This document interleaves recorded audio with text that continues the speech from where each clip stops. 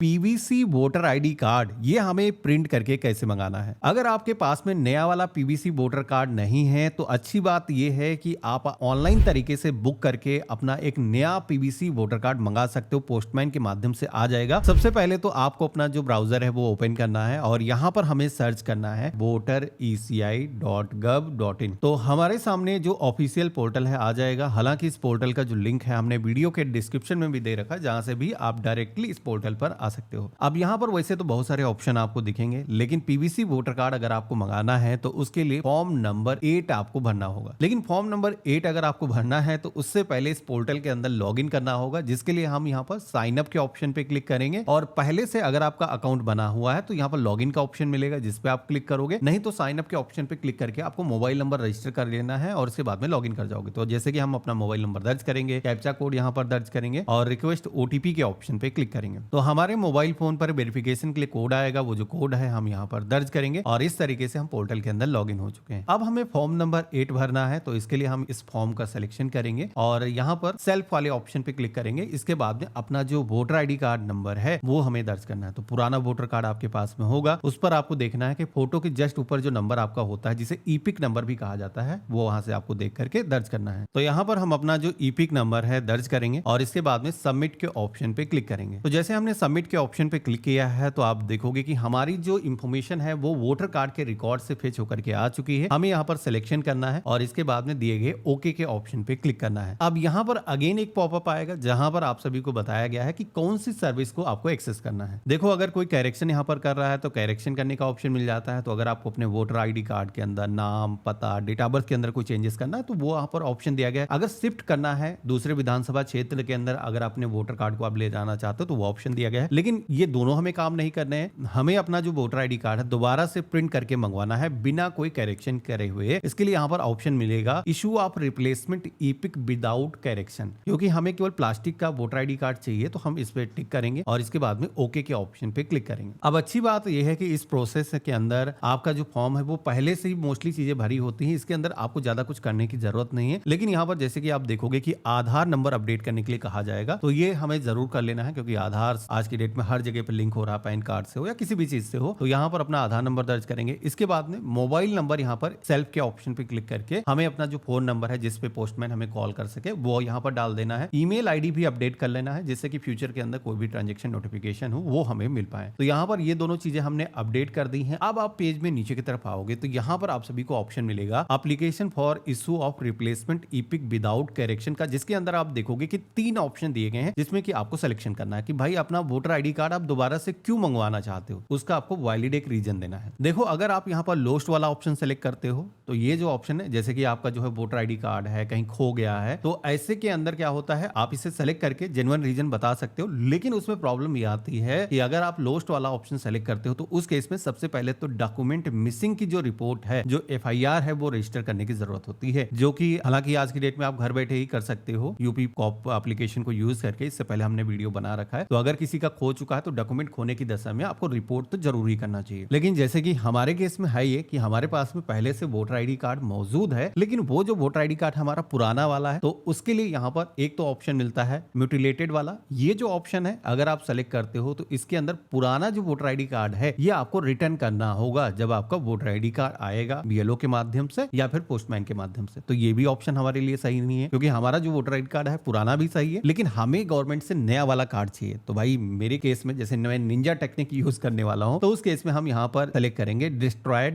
Due to reason beyond control like flood, fire, other natural disaster. तो इसके अंदर basically है ये कि जैसे कि मान लो कभी भी आग लग गई, कोई भी चीज हो गई, नष्ट हो गया, जिसमें कि हम यहाँ पर ये वाला जो ऑप्शन है सेलेक्ट करेंगे, जिसके अंदर हमें कोई एफआईआर की कॉपी भी देने की जरूरत नहीं है और पीवीसी वोटर कार्ड बिना हमें कोई तामझाम के मिल जाएगा। तो हमने यहाँ पर सेलेक्ट कर दिया है। इसके बाद में नेक्स्ट के ऑप्शन पे क्लिक करेंगे। अब इसके बाद में आता है डिक्लेरेशन का पेज, जिसमें कि जहां से भी आप ये फॉर्म भर रहे हो, अपना जो स्थान है उस प्लेस का जो नाम है आपको यहाँ पर दर्ज करना है। आप अपना गांव का नाम या फिर अपने तहसील का नाम यहाँ पर डाल सकते हो। इसके बाद में नेक्स्ट करोगे तो यहाँ पर डिक्लेरेशन के बाद में आएगा सबमिशन का पेज, जिसके अंदर ये जो एप्लीकेशन है इसका एक कैप्चा कोड दिखेगा। ये जो कैप्चा कोड है सेम आपको यहाँ पर दर्ज करना है और प्रीव्यू एंड सबमिट के ऑप्शन पे क्लिक करना है। तो आप देखोगे कि 2 मिनट के अंदर ही हमने ये जो पूरा प्रोसेस है कंप्लीट कर लिया, क्योंकि इसके अंदर ज्यादा कुछ डिटेल फिल करने की जरूरत नहीं होती है। हमें फॉर्म को भेजना है, इसके लिए ई साइन सबमिट के ऑप्शन पे क्लिक करना है। अब यहाँ पर आप सभी को आधार के जरिए ई हस्ताक्षर करने होंगे कि हाँ हमने ही ये एप्लीकेशन फिल किया है। तो आपको अपना जो आधार नंबर है वो यहाँ पर दर्ज करना है, लेकिन ये ऑथेंटिकेशन करने के लिए आपके आधार कार्ड से आपका जो मोबाइल नंबर है वो लगा होना चाहिए, लिंक होना चाहिए, तभी आप ये काम कर पाओगे। तो हमारे फोन पर एक वेरिफिकेशन के ओटीपी आएगा, वो जो ओटीपी है हम यहाँ पर दर्ज करेंगे और टर्म एंड कंडीशंस को एक्सेप्ट करेंगे और इसके बाद में सबमिट के ऑप्शन पे क्लिक करेंगे। तो इतना करते ही आप देखोगे कि हमारे सामने एक्नॉलेजमेंट नंबर जनरेट होकर के आ चुका है। हमारी जो एप्लीकेशन है वो यहाँ पर सक्सेसफुली सबमिट हो चुकी है। यहाँ पर एप्लीकेशन को सबमिट करने के बाद में एक स्लिप आपको जनरेट होती है, जो कि डाउनलोड एक्नॉलेजमेंट के ऑप्शन पे क्लिक करके आप अपनी जो पावती स्लिप है उसे डाउनलोड करके अपने पास में रख सकते हो। देखो यहाँ पर पीवीसी वोटर आईडी कार्ड के अंदर पैसे कोई गवर्नमेंट अभी नहीं लेती है। जैसे कि आधार कार्ड में अगर आपको लेना है तो 75 रुपए की फीस आपको पे करनी होती, पैन कार्ड लेना है तो उसमें भी 50 रुपए देने पड़ते हैं। लेकिन ये जो पोर्टल है अभी खासियत ये है कि इलेक्शन कमीशन ऑफ इंडिया दोबारा से कोई पैसे भी चार्ज नहीं करता है, तो इसका फायदा उठा सकते हो अगर आपके पास में नया वाला पीवीसी वोटर आईडी कार्ड नहीं है। आगे चल करके हो सकता है इसके भी पैसे पड़ने लगे। अच्छा एक चीज बता देता हूँ, आप लोगों के मन में सवाल आएगा कि भाई बुक तो कर दिया, अगर मान लो कल को हमें कार्ड नहीं मिलता है तो उस केस में क्या करना है। तो देखो यहाँ पर बता दूं कि 15 से 20 दिन का समय लगता है अगर आप अर्बन क्षेत्र से हो। अगर आप ग्रामीण क्षेत्र से हो तो ये समय 30 दिन तक का हो सकता है आपका वोटर आईडी कार्ड डिलीवर होने में। लेकिन कई बार क्या होता है कि वोटर आईडी कार्ड कुछ क्षेत्र के अंदर इलेक्शन का काम चल रहा होता है तो जल्दी भी मिल जाता है और कुछ केसेस के अंदर डिले भी हो सकता है, जो कि मैक्सिमम 3 महीने तक का हो सकता है। तो ये चीजें आपको पता होनी चाहिए। बाकी यहाँ पर एक चीज बता देता हूँ कि कभी भी अगर आपको अपना स्टेटस जानना हो कि हमारा जो कार्ड है वो अभी जनरेट हुआ है, प्रिंट होकर के आया है कि नहीं आया, तो इसके लिए यहाँ पर ट्रैक एप्लीकेशन स्टेटस का ऑप्शन मिलता है, जिसपे आप क्लिक करोगे तो आप सभी से यहाँ पर एप्लीकेशन का जो रेफरेंस नंबर है वो यहाँ पर मांगा जाएगा। आप यहाँ पर दर्ज करोगे, सबमिट करोगे तो आप सभी के सामने जो भी स्टेटस होगा वो आ जाएगा। जैसे कि जस्ट हमने अभी फॉर्म को भरा है तो यहाँ पर सबमिटेड आ रहा है, तो मेरी तरफ से सबमिट हो चुका है, लेकिन गवर्नमेंट की तरफ से जो स्टेप है वो अभी पेंडिंग है। हम यहाँ पर ड्रॉप डाउन के ऑप्शन पे क्लिक करके देख सकते हैं कि कितने स्टेप हैं जो